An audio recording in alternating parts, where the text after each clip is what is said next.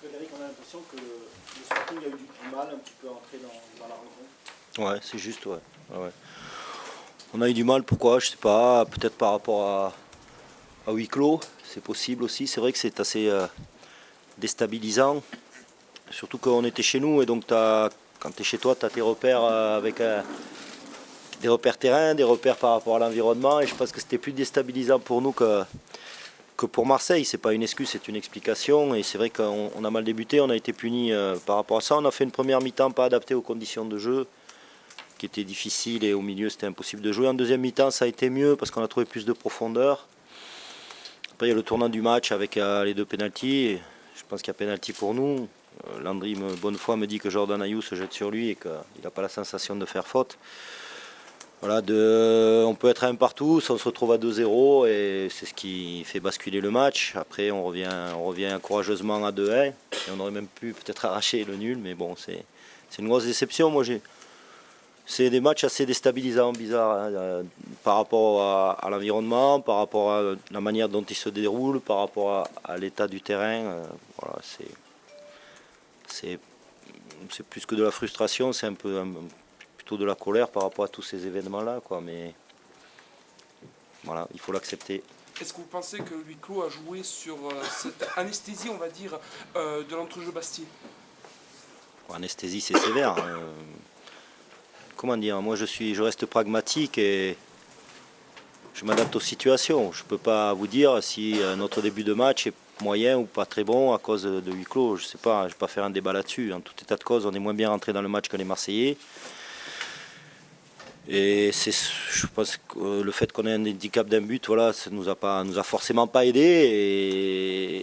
Et alors qu'on pourrait revenir à un partout en deuxième mi-temps, on ne le fait pas. Et donc on perd ce match, tout simplement. Frédéric, la révolte bastiaise n'est peut-être pas arrivée un peu tard avant de parler de l'état du terrain. Pourquoi une révolte bastiaise? Je ne sais pas, parce qu'on a eu la sensation que sur la fin de la rencontre, on les a un peu plus bousculés, c'est qu'il y a eu ce but. Est-ce qu'on n'aurait pas pu le faire avant? Bien sûr, c'est facile à dire. On aurait aimé le faire avant. Je pense qu'on a passé mis la pression dans notre jeu, compte tenu de l'état du terrain et surtout par rapport à ça, on aurait dû avoir un jeu beaucoup plus direct. On ne l'a pas fait, pas suffisamment, mais voilà, c'est un regret de ne pas avoir bien débuté comme les conditions auraient voulu qu'on le fasse. Bon. Marseille a su en profiter, ils ont très bien débuté, je trouve, ils nous ont mis beaucoup en difficulté offensivement. Après on a su corriger ça, mais c'était trop tard.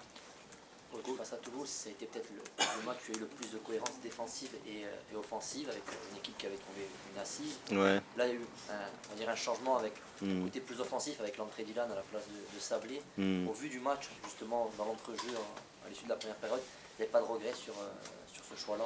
Non, je n'ai pas de regret dans les choix.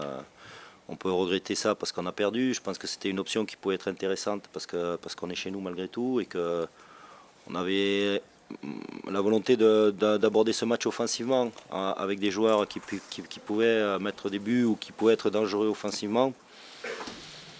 Je pense que si on démarre mal, c'est pas lié enfin, c'est mon analyse hein, et je la partage. C'est pas forcément dû à ça. Je pense que compte tenu des conditions de jeu, on ne s'est pas assez bien adapté. Je crois que c'est surtout ça.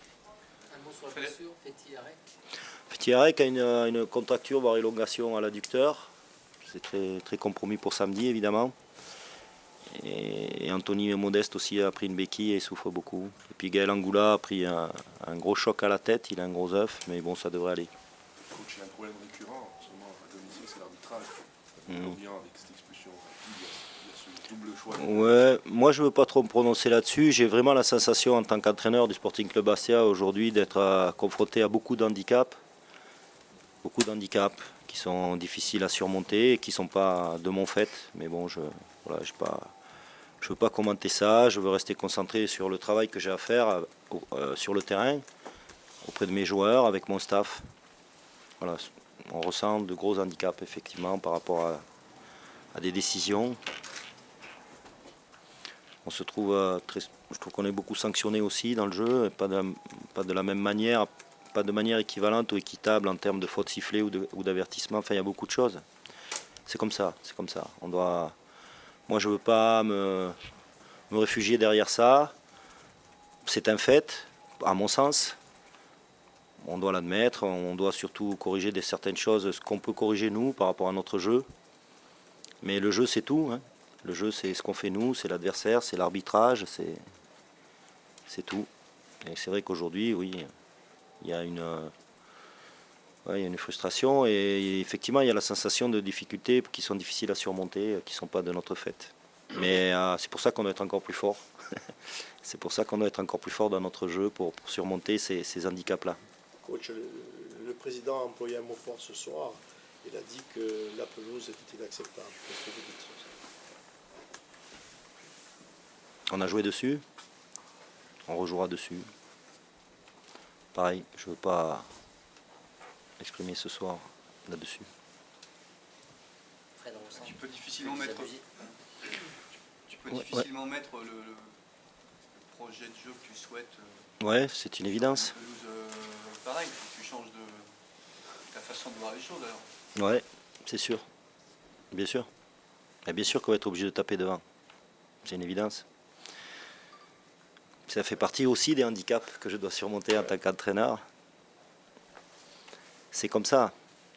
C'est comme ça, je pense que c'est pas le moment de parler de ça, mais on a des gros problèmes au niveau des terrains, pas qu'au niveau du terrain de match. Au niveau des terrains d'entraînement, on a pas mal de blessures, je pense, qui sont liées à ça aussi. Le président Zuccarelli est très content de la société qui a fait les travaux. Puisque vous me titillez un peu, des fois je me lâche aussi. Le terrain a été refait parce qu'on est monté en Ligue 1. C'est-à-dire que cette société-là, elle a bénéficié du fait que sportivement, le club ait accédé à la Ligue 1. Et cette société-là, par rapport au travail qui a été fait, peut-être va nous amener en Ligue 2. À un moment donné, un club, c'est un tout, je le dis. Et quand il y a des décisions à prendre, on peut critiquer les joueurs, on peut critiquer l'entraîneur, évidemment, mais c'est un ensemble de choses. Et aujourd'hui, pour que le club devienne capable de tenir son rang en Ligue 1, il y a beaucoup de choses à améliorer. Et on ne perd pas ce soir à côté de la pelouse, à cause de la pelouse. Hein. Moi, je ne prétexte pas ça, mais on veut offrir un spectacle. Marseille aussi, les équipes qui viennent ici aussi. Et compte tenu de cet état-là, on ne peut pas le pratiquer. Et puis nous, on connaît ça tous les jours parce qu'à l'entraînement aussi, on a un terrain d'extrêmement mauvaise qualité qui est très sablonneux, comme l'est le terrain à Manchester-Harry. Et voilà, ça provoque des blessures, ça provoque de la fatigue supplémentaire. Et voilà, je n'en dirai pas plus, j'en ai déjà beaucoup dit, mais bon, c'est encore un handicap supplémentaire à surmonter, moi en tant qu'entraîneur. Mais samedi, on va à Montpellier, les terrains d'entraînement et la pelouse de Manchester, elle ne sera pas changée non plus pour la réception de Nancy. Voilà, il faut que je fasse avec. Il faut que je fasse avec en étant positif, confiant en l'avenir et en travaillant pour qu'on ait les meilleurs résultats possibles, tout simplement. Merci. Merci Fred, merci coach. Bon, vous êtes définitivement une équipe pour jouer à l'extérieur, pour gagner à l'extérieur. Les chiffres parlent dans ce sens. Maintenant, ce soir, c'était assez particulier avec ce huis clos. Voilà, on est plutôt dans la réactivité. On prend des claques à la maison et derrière, on se met dans l'obligation de prendre des points. C'est ce qui s'est passé à Brest et ce qui vient de se passer ce soir. Justement, ça change quoi la victoire, on va en reparler, mais jouer à huis clos comme ça, tu l'as vécu comment, toi, les joueurs? C'est bizarre, non? C'est difficile. Je sais que ce contexte-là, il faut aller chercher au fond de soi. Il faut surtout bien débuter le match et être bien à la première mi-temps. C'est ce qui s'est passé et je regrette qu'en première mi-temps, on n'ait pas marqué plus de buts parce que vraiment, on avait la place pour rejoindre le vestiaire à la mi-temps avec plus de buts. Ton groupe est quand même plutôt solide psychologiquement. Comment? Parce que ton groupe a l'air d'être quand même plutôt costaud psychologiquement. Vous prenez 2 gifles à domicile en encaissant beaucoup de buts et à chaque fois il réagit plutôt bien, même sur un terrain difficile, il a maîtrisé les... Oui, j'ai déjà exprimé ça. Hein. On est dans la réactivité, il faut qu'on soit capable d'être actif sans être dos au mur. Il va falloir être capable d'enchaîner des résultats sur les 2 derniers matchs, à commencer par Toulouse. Voilà. On ne peut pas faire une saison ou continuer avec ces montagnes russes. C'est déroutant pour toi? Non, c'est pas déroutant, mais il faut les puiser au fond de soi, il faut les chercher une énergie encore plus forte, il faut faire appel encore plus à des valeurs, du surpassement, voilà. Alors que je ne dis pas qu'on pourrait être tranquille, mais il faut arriver à être plus régulier, voilà, maintenir cette activité qu'on montre à l'extérieur régulièrement. On dit que le PSG est énorme et vous êtes à égalité avec le PSG, donc quelque part vous êtes énorme aussi, hein. Non, je pense que bon, j'ai regardé leurs prestations hier contre Valenciennes.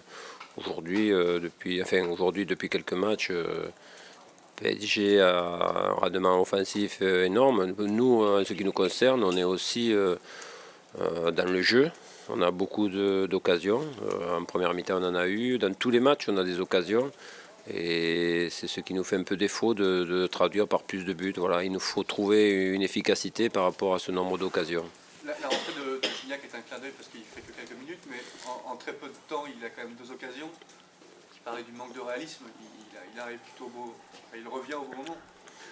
En première mi-temps, le match pour moi il s'est joué là et on aurait dû rejoindre le vestiaire avec plus de buts puisqu'il y a eu les occasions. Après c'est vrai que sur des contres à la fin, il a eu 2 occasions et il y a eu un bel arrêt du gardien. Voilà, c'est important effectivement qu'on retrouve de l'efficacité dans ces actions. Compte tenu des précédents en la matière, vous n'avez pas craint à la fin des matchs? Bon, je ne vais pas faire toujours appel aux statistiques, mais quand on mène, chaque fois qu'on a marqué les premiers, on a obtenu des résultats derrière. Ça s'est passé à Brest, pareil, on avait marqué, ils ont égalisé, derrière on a marqué un deuxième. Voilà, il y a parfois sur une saison comme ça des chiffres qui parlent, et je sais que quand on marque les premiers, même si on craint toujours, on a un pourcentage plus élevé de chances de gagner le match. Tu as quand même 32 points. Comment? Tu as quand même 32 points, tu es sur le podium, c'est quand même... Même si tu cherches plus de régularité, c'est quand même... Oui, effectivement, je cherche plus de régularité. On a 32 points, il reste encore 2 matchs. Voilà, on a eu un très bon début. Après, c'est évident qu'on ne pouvait pas maintenir cette cadence, surtout avec la Ligue Europa. On est quand même usé, je dirais, les organismes avec 10 matchs supplémentaires, parce qu'on va virer à la trêve, encore une fois, je le répète, avec 30 matchs, ce qui est 30 matchs officiels à mi-saison, c'est énorme. Plus certains joueurs qui ont participé à des matchs internationaux, c'est conséquent pour les organismes. Faire encore un joueur sur carton, ouais, ils ne seront pas là pour Saint-Etienne. C'est encore problématique. Mais voilà, espérons que... On arrive, pour le moment, depuis le début de la saison, on n'a jamais, pour blessure ou pour suspension, on n'a jamais réussi à avoir tout notre effectif en même temps. Je n'ai pas eu à faire des choix sur l'effectif au complet. Voilà, ça arrivera bien à un moment donné.